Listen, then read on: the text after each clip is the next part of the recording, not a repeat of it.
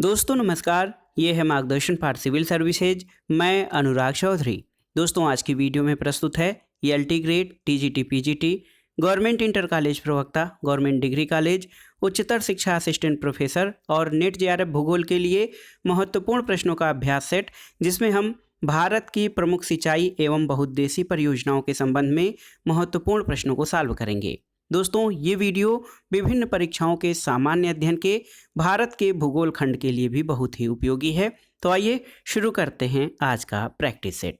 दोस्तों आज की वीडियो का जो पहला प्रश्न है, देखिए भारत में राष्ट्रीय जल नीति कब आरंभ की गई थी, आपको बताना है।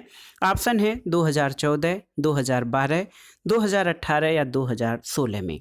तो सही उत्तर है ऑप्शन बी 2012 में। दोस्तों देखिए वर्ष 2012 में भारत में राष्ट्रीय जल नीति यानी नेशनल वाटर पॉलिसी प्रारंभ की गई थी और सबसे पहले 1987 में और उसके बाद वर्ष 2002 में भी राष्ट्रीय जल नीति को आरंभ किया गया था। तो देखिए दोस्तों जो ऑप्शंस आपके दिए गए हैं उसमें सही उत्तर है वर्ष 2012 में भारत में राष्ट्रीय जल नीति प्रारंभ की गई थी। अगला प्रश्न है निम्नांकित में से किस स्रोत से देश में जल संसाधन की संभाव्यता सर्वाधिक है। ऑप्शन है आपके अधोभौमिक जल, सतही जल, ग्लेशियर या बांध एवं जलाशय। तो आपको बताना है कि किस स्रोत से देश में जल संसाधन की संभाव्यता अधिक है। तो सही उत्तर है ऑप्शन बी सतही जल।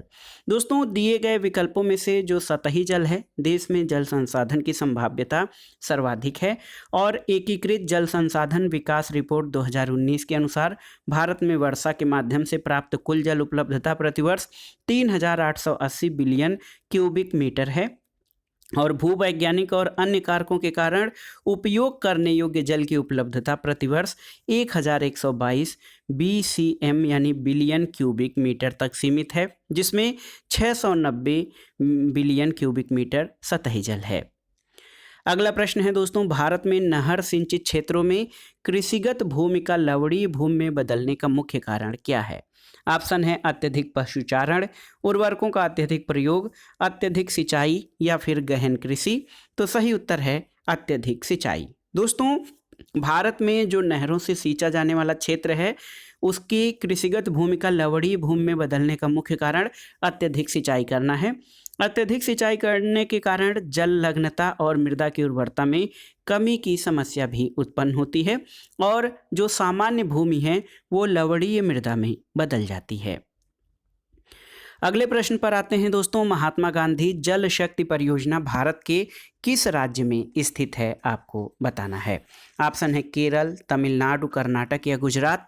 तो सही उत्तर है ऑप्शन सी कर्नाटक में। दोस्तों महात्मा गांधी जल शक्ति परियोजना भारत के कर्नाटक राज्य में शरावती नदी के तट पर जोग जलप्रपात या घरसोपा जलप्रपात के समीप है और लिंगाना मक्की बांध इस परियोजना के लिए प्रमुख फीडर जलाशय के रूप में कार्य करता है। तो याद रखिएगा महात्मा गांधी जल शक्ति परियोजना कर्नाटक में है। अगला प्रश्न कथन कारण से संबंधित है। कथन है दोस्तों कि नहर द्वारा सिंचाई भारत के कुल सिंचित क्षेत्र के मात्र 40% भाग में होती है। कारण है कि प्रायद्वीपीय भारत में नहर द्वारा सिंचाई क्षेत्र के विकास की संभावना सीमित है। तो सही उत्तर क्या है दोस्तों, सही उत्तर है कि ए गलत है, आर सही है, क्योंकि आप जानते हैं कि नहरों के द्वारा सिंचाई भारत के कुल सिंचित क्षेत्र के मात्र 23.66% भाग पर होती है, न कि 40% पर। तो देखिए ऑप्शन ए आपका गलत हो जाएगा और कारण में जो दिया है कि प्रायद्वीपीय भारत में नहर द्वारा सिंचाई क्षेत्र के विकास की संभावना सीमित है, तो सही उत्तर है कि प्रायद्वीपीय भारत में सिंचाई का प्रमुख साधन तालाब है, क्योंकि यहाँ पर यानी प्रायद्वीपीय भूमि चट्टानी होने के कारण नहरों और कुओं का निर्माण संभव नहीं है। इसके अतिरिक्त प्रायद्वीपीय भारत की अधिकांश नदियाँ मौसमी हैं, जिनके कारण नहरों में पानी का अभाव रहता है। तो इसमें इस प्रश्न में कथन गलत है जबकि कारण सही है, तो ऑप्शन डी आपका सही उत्तर हो जाएगा। अगला प्रश्न है दोस्तों भारत में शुद्ध कृषिगत भूमि का लगभग सिंचाई सुविधा संपन्न अनुपात कौन सा सही है। तो सही उत्तर है दोस्तों भारत में जो शुद्ध कृषिगत भूमि है उसमें लगभग 35 से 40% भाग सिंचाई सुविधा संपन्न है और 2015-16 के आंकड़ों के अनुसार शुद्ध बुआई क्षेत्र में शुद्ध सिंचाई क्षेत्र का प्रतिशत 48.73% है। लेकिन जो विकल्प दिए गए हैं इनमें आप देख सकते हैं कि भारत में शुद्ध कृषिगत भूमि का लगभग 35 से 40% भाग जो है सिंचाई सुविधा संपन्न है। अगला प्रश्न है, सिंचाई का सबसे बड़ा स्रोत क्या है? ऑप्शन है कुएं तथा नलकूप, तालाब, नहरें और ऊपरी टंकियां। तो सही उत्तर है ऑप्शन ए, कुएं और नलकूप। दोस्तों देखिए, आंकड़ों के अनुसार भारत में सिंचाई का सबसे बड़ा स्रोत कुएं और नलकूप हैं और भारत में सिंचाई स्रोतों के प्रतिशत भाग का विवरण इस प्रकार से है। देखिए, सर्वाधिक सिंचाई दोस्तों कुएं और नलकूप से 62.82%, नहरों से 23.66%, तालाब से 2.52% और अन्य साधनों से 11% सिंचाई की जाती है। तो याद रखिएगा, सर्वाधिक सिंचाई नलकूप और कुएं से की जाती है और भारत में ये सिंचाई के सबसे प्रमुख स्रोत हैं। अगला प्रश्न है, निम्नांकित नदियों में से किस एक से कुरनूल कुडप्पा नहर निकाली गई है? तो उत्तर है दोस्तों तुंगभद्रा नदी से। कुरनूल कुडप्पा नहर, जिसको केसी कैनाल भी कहा जाता है, ये तुंगभद्रा नदी से निकाली गई है। ये आंध्र प्रदेश में है और ये नहर पेन्नार और तुंगभद्रा नदियों को जोड़ती है। इस नहर का उपयोग सिंचाई और नौवहन के लिए किया जाता है। अगला प्रश्न है, निम्न में से कौन सी नहर 14वीं शताब्दी में फिरोज शाह तुगलक द्वारा बनवाई गई थी? तो उत्तर है दोस्तों पश्चिमी यमुना नहर। देखिए दोस्तों, पश्चिमी यमुना नहर 14वीं शताब्दी में फिरोज शाह तुगलक द्वारा बनवाई गई थी और 19वीं शताब्दी में अंग्रेज सरकार ने इसे सुधार कर सिंचाई योग्य बनाया था। दोस्तों, अन्य महत्वपूर्ण तथ्य अगर जो आप जानें तो पश्चिमी यमुना नहर यमुना नदी से ताजेवाला यानी हरियाणा के निकट जल लेकर हरियाणा के करनाल, अंबाला, रोहतक आदि जिलों और पंजाब के पटियाला जिले में सिंचाई करती है। उत्तरी राजस्थान और दिल्ली के कुछ भागों में पश्चिमी यमुना नहर से सिंचाई की जाती है। तो याद रखिएगा दोस्तों, 14वीं शताब्दी में पश्चिमी यमुना नहर का निर्माण फिरोज शाह तुगलक द्वारा करवाया गया था। अगला प्रश्न है दोस्तों, सिंचाई के लिए बनाई गई नहरों की अधिकतम लंबाई कहाँ पर है? ऑप्शन है उत्तर प्रदेश, पंजाब, आंध्र प्रदेश या बिहार। तो सही उत्तर है उत्तर प्रदेश में। दोस्तों, उत्तर प्रदेश में देखा जाए तो नहरों द्वारा सिंचित क्षेत्रफल 21.58 लाख हेक्टेयर है, जो कि देश में सर्वाधिक है। इसलिए यहाँ नहरों की लंबाई अधिकतम है। भारत में उत्तर प्रदेश में सबसे बड़ा सिंचाई क्षेत्र शुद्ध सिंचित क्षेत्र है, जो कि उत्तर प्रदेश में है। अगला प्रश्न है दोस्तों, भारत में किस राज्य में सबसे बड़ा सिंचाई क्षेत्र है? पंजाब, तमिलनाडु, उत्तर प्रदेश या हरियाणा? तो सही उत्तर है उत्तर प्रदेश में दोस्तों सबसे बड़ा सिंचाई क्षेत्र है। अगला प्रश्न है कि इंदिरा गांधी नहर में पानी कहाँ से आता है? देखिए, यमुना, चंबल, सतलज या फिर सतलज और ब्यास से। तो सही उत्तर है सतलज और ब्यास से। ऑप्शन डी आपका सही उत्तर है। दोस्तों, इंदिरा गांधी नहर परियोजना भारत की विशालतम सिंचाई परियोजना है। ये राजस्थान के शुष्क और अर्धशुष्क क्षेत्रों को सिंचाई की सुविधा देती है। इस परियोजना के अंतर्गत सतलज और ब्यास नदी के संगम के निकट हरिके बैराज से राजस्थान फीडर नहर निकाली गई है और इस फीडर नहर से राजस्थान की मुख्य नहर इंदिरा गांधी नहर की जलापूर्ति होती है और ये नहर श्री गंगानगर, बीकानेर, जैसलमेर, हनुमानगढ़, जोधपुर, चूरू, झुंझुनू, सीकर, नागौर और राजस्थान के बाड़मेर जिलों को लाभान्वित करती है। अगला प्रश्न है, राजस्थान में निम्न में से किस नहर द्वारा गहरी सिंचाई के कारण जल भराव होने से विस्तृत कृषि क्षेत्र के लवणीकरण द्वारा दुष्प्रभावित हुआ है? तो सही उत्तर है इंदिरा नहर के।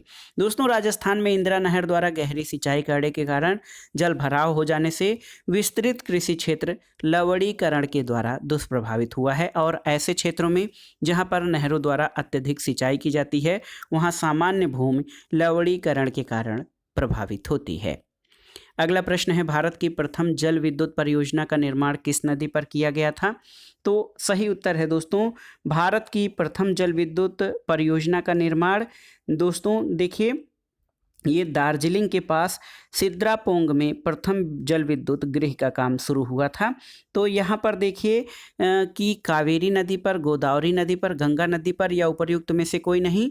तो सही उत्तर है उपर्युक्त में से कोई नहीं, क्योंकि 1897 में दार्जिलिंग के पास सिद्रापोंग में पहली जल विद्युत गृह के निर्माण का काम शुरू हुआ था और इस परियोजना के जल का स्रोत 3 छोटी नदियाँ बरबतिया, हॉस्पिटल और कोतवाली थी। अगला प्रश्न है राणा प्रताप सागर कोटा का संबंध किससे है? देखिए, मत्स्य उत्पादन, जल विद्युत उत्पादन, सिंचाई सुविधा या अणुशक्ति उत्पादन। तो सही उत्तर है जल विद्युत उत्पादन से। दोस्तों, राणा प्रताप सागर कोटा का संबंध जल विद्युत उत्पादन से है। और राणा प्रताप सागर जो कोटा में है, चंबल नदी पर जल विद्युत उत्पादन केंद्र है। राजस्थान में चंबल नदी पर ही जवाहर सागर का भी निर्माण किया गया है। चंबल नदी पर मध्य प्रदेश में गांधी सागर जलाशय का निर्माण किया गया है। अगला प्रश्न है निम्नलिखित जलाशयों में से कौन रिहंद परियोजना से संबंधित है? आपका ऑप्शन है गांधी सागर, गोविंद बल्लभ पंत सागर, जवाहर सागर या गोविंद सागर। तो सही उत्तर है दोस्तों रिहंद परियोजना से संबंधित गोविंद बल्लभ पंत सागर है। और दोस्तों रिहंद परियोजना गोविंद बल्लभ पंत परियोजना के नाम से जानी जाती है। ये उत्तर प्रदेश के सोनभद्र में किस स्थान पे? पिपरी नामक स्थान पे निर्मित है और इसे भारत का सबसे बड़ा कृत्रिम जलाशय कहा जाता है। तो गोविंद बल्लभ पंत सागर भारत का सबसे बड़ा कृत्रिम जलाशय है जो रिहंद बांध बनने के कारण निर्मित हुआ है। अगला प्रश्न है निम्नलिखित में से कौन सही सुमेलित नहीं है? देखिए, मयूराक्षी पश्चिम बंगाल। तो मयूराक्षी परियोजना पश्चिम बंगाल और झारखंड दोनों में है। इसके अलावा मेटूर तमिलनाडु, तो मेटूर बांध कावेरी नदी पर तमिलनाडु में स्थित है। माता टीला मध्य प्रदेश। तो दोस्तों माता टीला परियोजना बेतवा नदी पर उत्तर प्रदेश और मध्य प्रदेश की संयुक्त परियोजना है। और नागार्जुन परियोजना देखिए आंध्र प्रदेश और तेलंगाना दोनों राज्यों में विस्तारित है। तो देखा जाए तो उपर्युक्त विकल्पों में से सभी विकल्प सही सुमेलित हैं। बस ये है कि कौन सा सही सुमेलित नहीं है ये पूछा गया है। तो एक प्रकार से सभी विकल्प सही सुमेलित हैं, तो याद रखिएगा। तो ये जो ऑप्शन दिए गए हैं, मयूराक्षी परियोजना पश्चिम बंगाल और झारखंड दोनों राज्यों से है।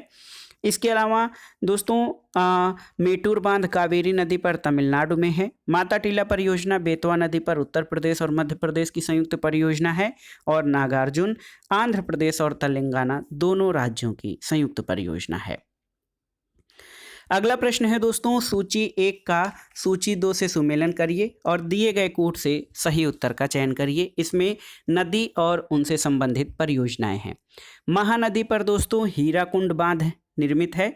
सतलज नदी पर आप जानते हैं कि भाखड़ा नंगल परियोजना है। चंबल नदी पर दोस्तों गांधी सागर परियोजना और तापी नदी पर काकरापार परियोजना है। तो सही उत्तर क्या हो जाएगा? 2, 1, 3 और 4। देखिए 2, 1, 3 और 4 ऑप्शन बी आपका सही उत्तर है। अगला प्रश्न है दोस्तों देखिए सूची 1 का सूची 2 से सुमेलन करना है और दिए गए कूट से सही उत्तर का चयन करना है। परियोजना और उनसे संबंधित नदी। देखिए अलमट्टी परियोजना दोस्तों कृष्णा नदी पर स्थित है। इदुक्की परियोजना पेरियार नदी पर स्थित है। इसके अलावा रणजीत सागर आपका रावी नदी पर स्थित है।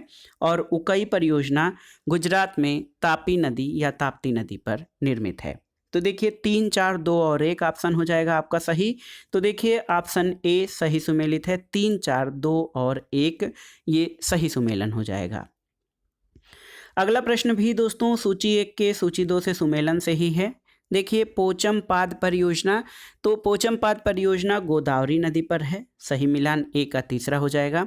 नागार्जुन, तो आप जानते हैं नागार्जुन परियोजना कृष्णा नदी पर है। कृष्ण और अर्जुन ऐसे याद करिएगा, नागार्जुन और कृष्णा नदी। और दोस्तों नांगल बांध ये आपका सतलज नदी पर निर्मित है। और मैथान बांध ये बराकर नदी पर बनाया गया है। तो याद रखिएगा ये सही सुमेलन इस तरह से हो जाएगा और सही उत्तर हो जाएगा आपका 3, 1, 4 और 2। तो ऑप्शन ए सही उत्तर हो जाएगा। अगला प्रश्न है दोस्तों सूची 1 का सूची 2 के साथ सुमेलन करिए। देखिए कृष्णा नदी पर दोस्तों कौन सी परियोजना बनाई गई है? तो कृष्णा नदी पर नागार्जुन सागर है। सतलज नदी पर आपकी भाखड़ा नंगल परियोजना है। महानदी पर हीराकुंड परियोजना और भागीरथी पर टिहरी परियोजना अवस्थित है। सही सुमेलन हो जाएगा 1, 3, 4 और 2। ऑप्शन 1 आपका सही सुमेलित है। अगला प्रश्न है दोस्तों मालप्रभा और घाटप्रभा बहुउद्देशीय परियोजनाएं किस राज्य में स्थित हैं आपको बताना है। तो सही उत्तर है दोस्तों मालप्रभा और घाटप्रभा बहुउद्देशीय परियोजनाएं, ये कर्नाटक राज्य में स्थित हैं। मालप्रभा बांध कर्नाटक का सबसे छोटा बांध है जो मालप्रभा नदी पर है, और मालप्रभा और घाटप्रभा कृष्णा नदी की सहायक नदियां हैं। अगला प्रश्न है, निम्न बहुउद्देशीय नदी घाटी परियोजनाओं में से कौन केवल एक ही राज्य में है? देखिए, तुंगभद्रा, मचकुंद, गंडक या फिर पेरियार परियोजना। तो सही उत्तर है ऑप्शन डी, पेरियार परियोजना। दोस्तों, तुंगभद्रा परियोजना याद रखिएगा कर्नाटक और आंध्र प्रदेश की, मचकुंद परियोजना आंध्र प्रदेश और उड़ीसा में, गंडक परियोजना बिहार, उत्तर प्रदेश और नेपाल की, और पेरियार परियोजना केवल केरल राज्य की यानी एकल एक राज्य की परियोजना है। तो अन्य सभी परियोजनाएं जैसे तुंगभद्रा, मचकुंद और गंडक परियोजनाएं एक से अधिक राज्यों की, जबकि पेरियार परियोजना केवल एक राज्य में केरल में सीमित है। अगला प्रश्न सूची 1 का सूची 2 से सुमेलित करना है। देखिए, हीराकुंड। दोस्तों, हीराकुंड महानदी पर निर्मित परियोजना है। सरदार सरोवर आप जानते हैं कि ये नर्मदा नदी पर है गुजरात में। इसके अलावा राणा प्रताप सागर चंबल नदी पर राजस्थान में है, और नागार्जुन सागर ये आपका कृष्णा नदी पर है। तो सही उत्तर क्या हो जाएगा? सही उत्तर आपका हो जाएगा दोस्तों 3, 1, 2 और 4, ऑप्शन बी सही उत्तर हो जाएगा। दोस्तों देखिए, निम्नलिखित में से कौन सी जल विद्युत परियोजना जम्मू और कश्मीर राज्य में नहीं है? बगलिहार, सलाल, दुलहस्ती और चमेरा। तो सही उत्तर है चमेरा। देखिए दोस्तों, बगलिहार, सलाल और दुलहस्ती जल विद्युत परियोजना जम्मू कश्मीर में है। चमेरा जल विद्युत परियोजना हिमाचल प्रदेश में स्थित है। लेकिन दोस्तों 31 अक्टूबर 2019 से जम्मू और कश्मीर अब केंद्र शासित प्रदेश है, और उपर्युक्त तीनों जल विद्युत परियोजनाएं केंद्र शासित प्रदेश जम्मू कश्मीर में हैं। अगला प्रश्न है, निम्नलिखित राज्यों में से किसमें परम्बिकुलम जल विद्युत परियोजना अवस्थित है? तो याद रखिएगा, परम्बिकुलम जल विद्युत परियोजना दोस्तों केरल राज्य में है, और इस जल विद्युत परियोजना का संचालन तमिलनाडु राज्य द्वारा किया जाता है।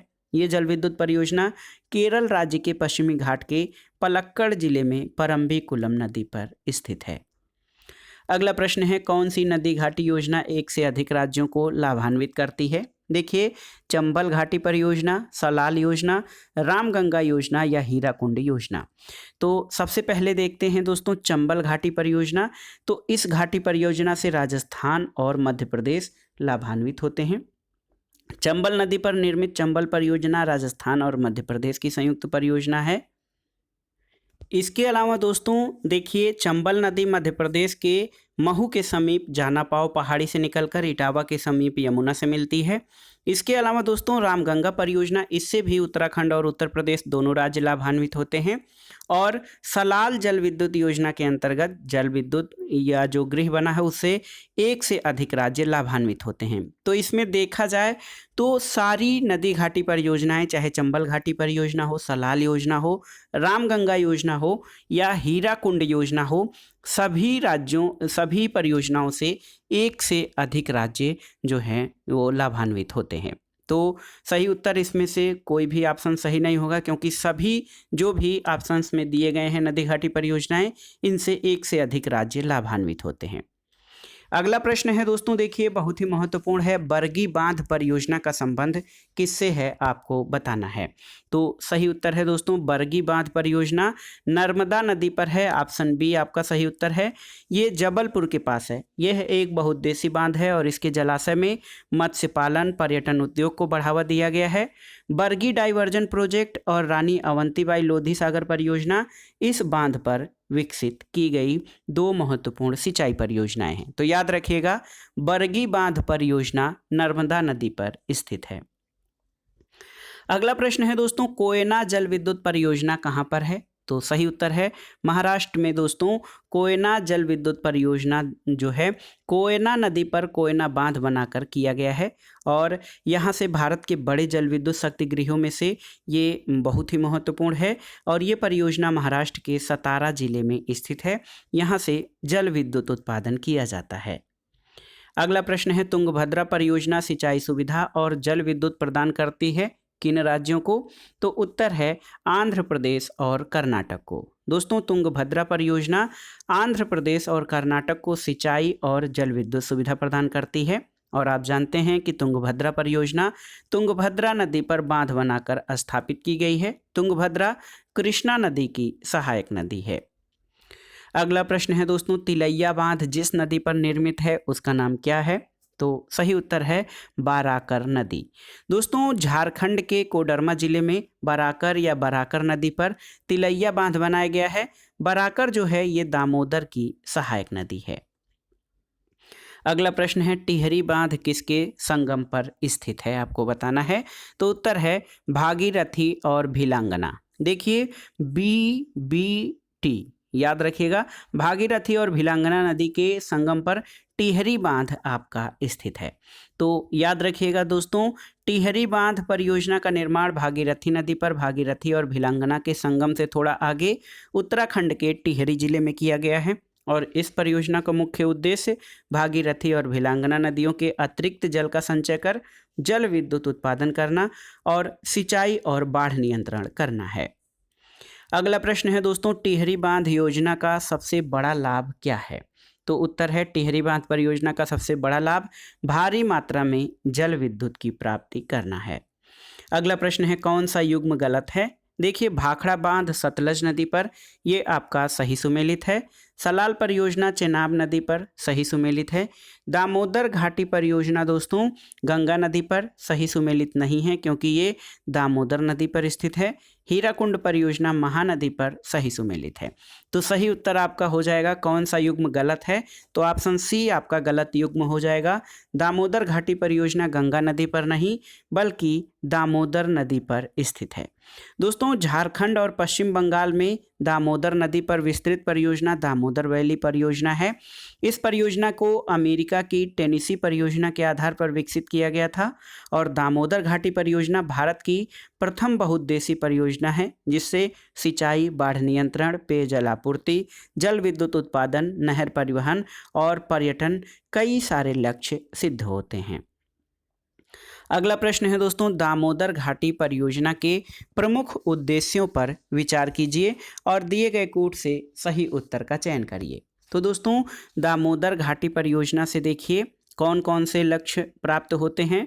एक तो बाढ़ नियंत्रण होता है, सिंचाई होती है और शक्ति उत्पादन। मृदा संरक्षण तो नहीं कहा जा सकता क्योंकि दोस्तों दामोदर वैली परियोजना भारत की प्रथम बहुउद्देशीय परियोजना है जिससे बाढ़ नियंत्रण, सिंचाई और शक्ति उत्पादन के उद्देश्य सिद्ध होते हैं।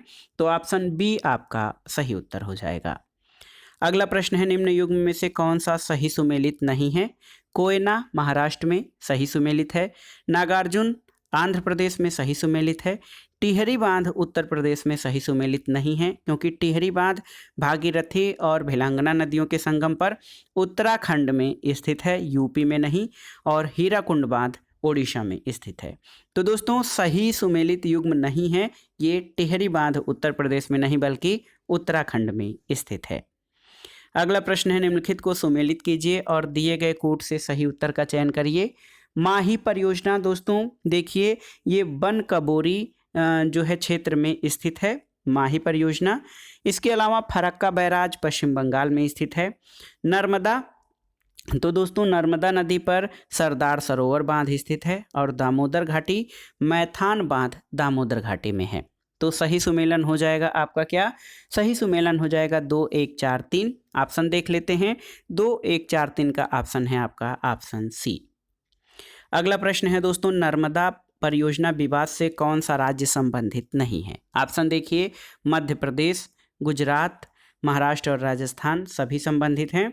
तो सही उत्तर है दोस्तों सभी संबंधित हैं क्योंकि नर्मदा परियोजना विवाद मध्य प्रदेश, गुजरात, महाराष्ट्र और राजस्थान इन सभी राज्यों का संबंध नर्मदा परियोजना से है। अगला प्रश्न है दोस्तों, सरदार सरोवर परियोजना जो कि भारत की बहुत ही महत्वपूर्ण बहुउद्देशीय घाटी परियोजना है, इसके विरोध का सबसे बड़ा कारण क्या है? तो उत्तर है विस्थापितों का असंतोषप्रद पुनर्वास। दोस्तों, सरदार सरोवर परियोजना के विरोध का सबसे बड़ा कारण बड़ी संख्या में गरीबों और आदिवासियों का उनके रिहायशी इलाकों से विस्थापन और विस्थापितों का असंतोषप्रद पुनर्वास था। अगला प्रश्न है, नागार्जुन परियोजना बांध किस नदी पर बनाया गया है? तो कई बार हमने पढ़ लिया है कृष्णा नदी पर नागार्जुन परियोजना बांध बनाया गया है। ये 1967 में बनकर तैयार हुआ और इसकी ऊंचाई नदी तल से लगभग 125 मीटर और लंबाई 1450 मीटर है। यह बांध तेलंगाना के नलगोंडा जिले में आंध्र प्रदेश के गुंटूर जिले के बीच स्थित है। अगला प्रश्न है दोस्तों, हीराकुंड परियोजना एक नदी की धारा को नियंत्रित करती है, वो नदी कौन सी है? तो सही उत्तर है हीराकुंड परियोजना का निर्माण महानदी पर किया गया है और ये उड़ीसा राज्य में संभलपुर से 15 किलोमीटर दूर है। बांध के ठीक पीछे एक झील है। इसका निर्माण 1948 में शुरू हुआ और 1957 में बनकर तैयार हुआ। इसके मुख्य भाग की लंबाई 4.8 किलोमीटर और बांध कुल 25.8 किलोमीटर लंबा है। तो इस दृष्टि से ये हीराकुंड बांध सबसे लंबा बांध है। अगला प्रश्न यही है, फिर से पूछा गया है कि हीराकुंड बांध किस नदी पर स्थित है? तो आप जानते हैं महानदी पर ओडिशा में स्थित है हीराकुंड बांध। किस नदी पर मेजा बांध स्थित है दोस्तों, आपको बताना है। तो सही उत्तर क्या हो जाएगा? मेजा बांध दोस्तों ये कोठारी नदी पर निर्मित है। देखिए, मेजा बांध राजस्थान के भीलवाड़ा जिले में कोठारी नदी पर है। इस नदी का उद्गम राजसमंद जिले में देवगढ़ के समीप अरावली पर्वत से होता है। कोठारी बनास की सहायक नदी है और इस परियोजना की स्थापना मुख्य रूप से सिंचाई के लिए की गई है। अगला प्रश्न, सूची 1 को सूची 2 से सुमेलित कीजिए और दिए गए कोड के आधार पर सही उत्तर का चयन करिए। तिलैया बांध दोस्तों ये बराकर नदी पर निर्मित है, तो याद रखिएगा ए का तीसरा हो जाएगा। पंचेत हिल बांध ये दामोदर नदी पर निर्मित है, बी का पहला। राणा प्रताप सागर बांध ये चंबल नदी पर निर्मित है, सी का दूसरा।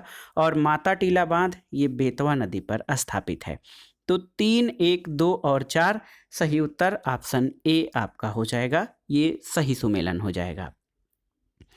अगला प्रश्न है दोस्तों, देखिए कि निम्नलिखित में से कौन सा युग्म सही सुमेलित है? नीचे दिए गए कोड का प्रयोग करके सही उत्तर का चयन करना है आपको। देखिए यहाँ पर लहासी, तो दोस्तों यहाँ पर आप देख सकते हैं लहासी 12 जिला में है और ये देखिए राजस्थान प्रवक्ता परीक्षा का है। लहासी 12 जिला में स्थित है। इसके अलावा आप देख सकते हैं दोस्तों कि ताकली कोटा जिला में है। तो 1 और 2 आपके सही सुमेलित हैं, अन्य विकल्प आपके सही सुमेलित नहीं हैं। यहाँ पर देखिए दोस्तों, नीचे दिए गए भारत के मानचित्र में भारत की 4 जल विद्युत परियोजनाएं ए, बी, सी और डी के रूप में दर्शाई गई हैं। इसमें से किस परियोजना की स्थिति सही नहीं है? ए, बी, सी और डी। देखिए इसमें से ए जो है कह रहा है भिवपुरी में है, बी भद्रा, सी मोहरा और डी भोला। तो दोस्तों यहाँ पर आप देख सकते हैं कि भिवपुरी जल विद्युत परियोजना महाराष्ट्र में है, तो ये आपका सही उत्तर हो जाएगा। दूसरा भद्रा जल विद्युत परियोजना कर्नाटक में है, तो ये भी आपका सही है, ए सही हो गया, बी सही हो गया। सी जो है मोहरा जल विद्युत परियोजना जम्मू कश्मीर में है और भोला जल विद्युत परियोजना ये आप बताइएगा कहाँ पर स्थित है। भोला जल विद्युत परियोजना डी की स्थिति आपकी सही नहीं है। अगला प्रश्न है, सिलेरू ऊर्जा संयंत्र संबंधित है किससे? प्राकृतिक गैस से, आणविक शक्ति से, जल विद्युत शक्ति से या ताप विद्युत शक्ति से? तो सही उत्तर है जल विद्युत शक्ति से सिलेरू ऊर्जा संयंत्र संबंधित है। देखिए दोस्तों, सिलेरू ऊर्जा संयंत्र जल विद्युत शक्ति से संबंधित है और इसके अंतर्गत सिलेरू नदी पर ऊपरी सिलेरू जल विद्युत परियोजना और निचली सिलेरू जल विद्युत परियोजना स्थापित की गई है। ऊपरी सिलेरू जल विद्युत गृह आंध्र प्रदेश में और निचली सिलेरू जल विद्युत केंद्र तेलंगाना में है। अगला प्रश्न है, निम्नलिखित कथनों का परीक्षण करते हुए दिए गए कोड से सही उत्तर का चयन कीजिए। तो दोस्तों यहाँ पर देखिए, रिहंद बांध सोन की सहायक नदी रिहंद पर है, सही है। हीराकुंड बांध महानदी पर है। तुंगभद्रा परियोजना आंध्र प्रदेश और कर्नाटक का संयुक्त प्रयास है, सही है। कोसी को बिहार का शोक कहा जाता है। तो इसमें से आपको बताना है कि कौन सा सही है। तो सही उत्तर है ये चारों ही कथन आपके सही हैं, ए, बी, सी और डी सही हैं। ऑप्शन डी आपका सही उत्तर हो जाएगा। अगला प्रश्न और इस वीडियो का आखिरी प्रश्न है दोस्तों, देखिए, शिव समुद्रम जल विद्युत गृह कहाँ पर स्थापित है? तो सही उत्तर है कर्नाटक में। दोस्तों, शिव समुद्रम जल विद्युत गृह कर्नाटक राज्य में स्थित है। इसकी स्थापना 1902 में हुई थी और ये बंगलुरु को बिजली सेवा प्रदान करती है।